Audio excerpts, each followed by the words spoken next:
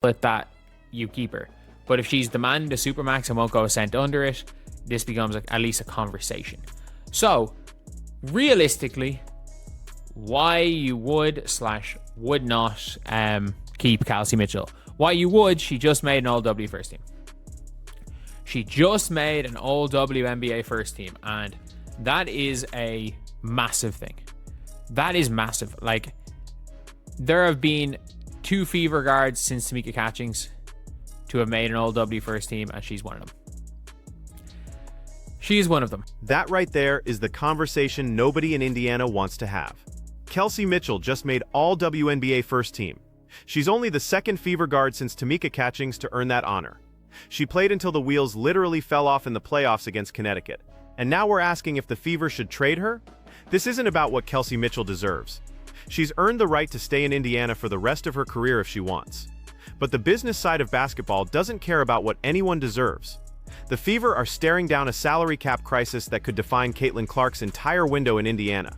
And the decision they make about Mitchell in the next few months might determine whether they ever win a championship. Play harder in a playoff series than Kelsey Mitchell played versus the Las Vegas Aces.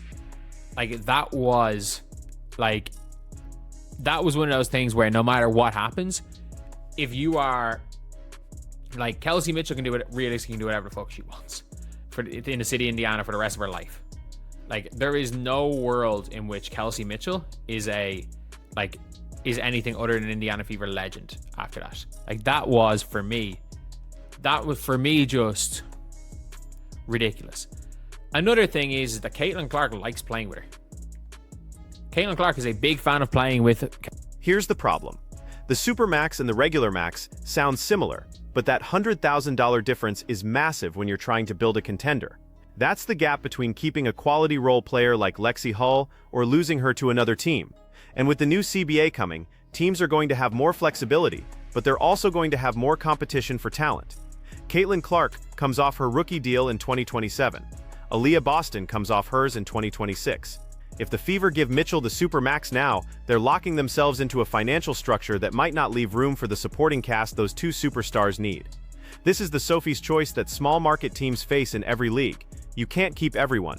We believe is an almost, not a quite a like for like, but let's say you're able to bring in Odyssey Sims.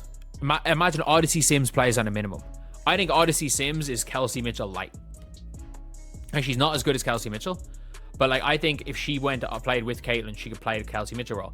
And we also saw in the Atlanta Dream game, when the Fever won the second half by like 30 points, that Ari McDonald playing Kelsey Mitchell's position beside Caitlin Clark, when Ari McDonald played the 2, that those 2 can work really well together. So you do need, like, any sort of a live wire scorer 2 guard can fit beside Caitlin Clark, but Kelsey Mitchell is clearly the best of those players.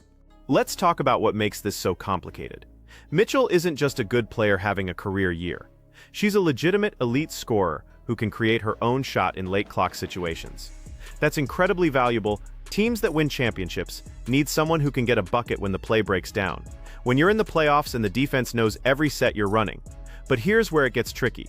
Mitchell's last core designation year is done. She can walk in free agency after next season for nothing. Right now, she's an incredibly valuable trade asset. In 12 months, if the Fever don't extend her, she becomes a rental. And rental players don't bring back the kind of haul that could reshape your roster around 2 generational talents. Like, if you were to you could potentially, I think with the way the new CBA is, people are saying they could get a Sonia Citron and a pick if they went to and the 4th pick if they went to the Mystics. No, they couldn't. No, they couldn't. Realistically, for Kelsey Mitchell, I'm just trying to think of what you could get. I think if you sent her to, I'm trying to think of a team, because if you went and get a good asset, and what team might be interested, what team has a really good asset, like Seattle. So if you want some flexibility, or even still, like, they might core Gabby Williams again. So like, you could core and trade and eat the contract of Gabby Williams for 1 year, who might be equally as good a fit for this team. And if they core and trade Gabby Williams from Seattle, and you get the 3rd pick on top of that. Think about what the Fever could actually get in a trade. We're not talking about a protected 2nd-round pick and a role player. We're talking about a potential king's ransom from a team that thinks Mitchell puts them over the top. Seattle has the 3rd pick in the upcoming draft. They might be willing to part with it if they think Mitchell alongside Jewel Lloyd creates a championship backcourt. Minnesota has the 2nd overall pick and desperately needs scoring punch. Dallas has the 1st pick and might want to move on from Arik Ogunbowale's contract situation. Imagine getting Arik and the 1st overall pick for Mitchell. You solve Dallas's problem, they get a proven all-WNBA player who fits their timeline, and Indiana gets 4 years of cost-controlled elite talent plus Arik, who absolutely would return to all-star form playing next to Caitlin Clark. That's the kind of deal that changes franchises. But it only works if you're willing to have the uncomfortable conversation. Like, is a cost-controlled 4 years of AZ FUD? Like, is that worth it for the Fever to make? Like, they're the questions you have to think about, and I'm like, I don't think so. Like, my opinion is you keep Kelsey Mitchell, but it's not that straightforward. It's absolutely not that straightforward. Like, for Dallas, they're gonna try to throw Enrique in that deal, and it's like, no, you just let Enrique fucking walk. We don't want Enrique. Heck, fuck it, give us Enrique. Give us Enrique in 1.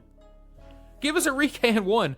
You no longer have the Enrique problem. I can guarantee. Here's what makes this even more complicated. Kelsey Mitchell and Caitlin Clark have genuine chemistry. Clark loves playing with her because Mitchell is elite off the ball when she wants to be. She cuts hard, she relocates for threes, and she doesn't need the ball in her hands to be effective. That's perfect for a point guard like Clark, who wants to control tempo and create for others. But there's another side to that coin. Mitchell can also slip into isolation mode, taking contested pull-up 2s early in the shot clock. That's not always what this offense needs. And here's the thing that nobody wants to say out loud. Odyssey Sims could give you 70% of Mitchell's production on a minimum contract. Sims is Mitchell Light, an undersized scoring guard who can create off the bounce and knock down shots. Is she as good as Mitchell? No. But is she good enough if it means keeping both Lexi Hull and Sophie Cunningham while adding another piece? And like a Dugalich, which is a crazy reach, but I'm like, a power forward who comes right in. Look, I think Janiah Barker's just out of the question because of all the discipline issues. I think you can risk a 3rd on her. A 3rd round pick. I think she might make a roster. She has the talent to.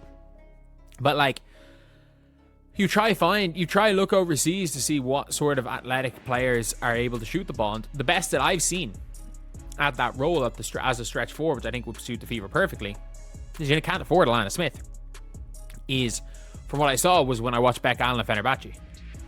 What I watched from Fenerbahce is Let's game this out. Say the Fever trade Mitchell to Dallas for Arik in the 1st pick. They draft Kiki Iriafen or Azzi Fudd, whoever they think fits best. They bring in Odyssey Sims on a minimum deal to handle backup guard duties. They target buy low candidates in free agency, like Maisha Hines-Allen or Becca Allen, both former max or near max players whose reputations took a hit last season.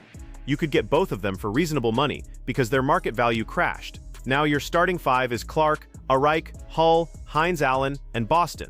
Your bench is Fudd or Iriafen, Sims, Allen, and Cunningham. That's a deeper, more versatile roster than what they had last year. And you still have future flexibility because you didn't lock up 20% of your cap in Mitchell's Supermax. Leah. And that is such a tough one because it all depends on what the Fever's goal is. Is their goal 2026 or bust? Do they fully believe that they have the ability to build long-term around Kelsey Mitchell? And I don't. I don't think this team's good at picking free agents. I don't think this team is good at drafting.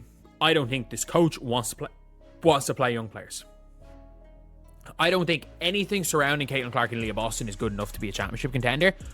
But Caitlin Clark and Leah Boston are so good. They are so good that all you have to be is competent. You don't have to be good. Like, you don't have to do what the Valkyries did and see all the value in these players. Get Ileana Rupert, who, by the way, is one of the best young bigs in the league that nobody seems to care about. Like if the Fever had it... But here's the counter-argument, and it's a strong one. You don't trade all WNBA first-team players in their prime unless you absolutely have to. Mitchell just proved she can be the second-best player on a playoff team. She played 40 minutes in elimination games and never stopped competing. That performance in the Connecticut series was legendary. She earned Indiana's loyalty, and there's real risk in getting too cute with trades. What if a Reich doesn't mesh with Clark the way Mitchell does? What if your draft pick busts? What if Hines Allen and Becca Allen don't bounce back? You're trading a known commodity for a collection of question marks. That's how good teams talk themselves into becoming mediocre. Trade their picks for Rupert. And this is way before she came over. I'm like, no, she's big. She shoots the shit out of the ball. She's mobile and she plays defense. And I'm like, literally was one of the was one of the top players around. But sure, look, we'll see. It is what it is. So here's where the Fever actually are. They're not trading Kelsey Mitchell unless she demands the Supermax and refuses to negotiate.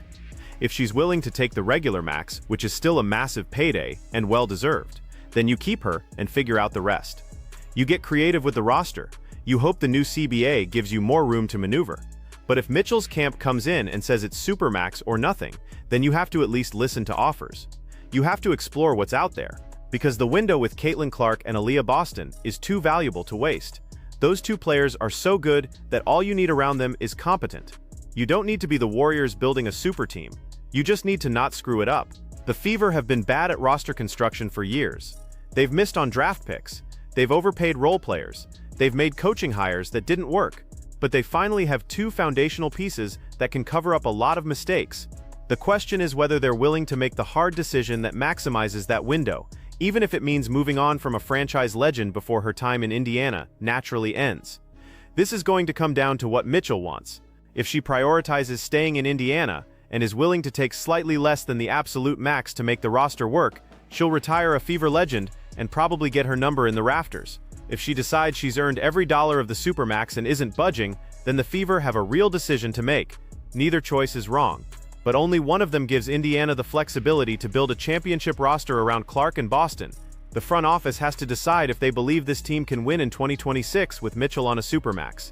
If the answer is yes, you pay her and figure it out. If the answer is no, or even if it's maybe, then you explore trades while her value is at its peak. Because in 12 months, if she walks for nothing, everyone involved is going to look back and wonder why they didn't act when they had leverage. So what should the Fever do? I think you keep her if she's reasonable on the contract. I think you trade her if she's not. And I think the definition of reasonable has to account for what Clark and Boston are going to cost in the next 2 years. This isn't about disrespecting Kelsey Mitchell. It's about recognizing that championship windows are narrow, and the decisions you make now echo for a decade. What do you think? Is Mitchell untouchable after that playoff performance, or is this the exact moment when her trade value peaks and the Fever need to be ruthless? Drop your take in the comments, and if you think I'm way off base here, tell me why. Hit subscribe if you want more WNBA analysis that actually looks at the hard decisions teams face, not just the feel-good stories, because this league is getting more competitive every year, and the teams that win are the ones willing to make moves that hurt in the short term but pay off when it matters.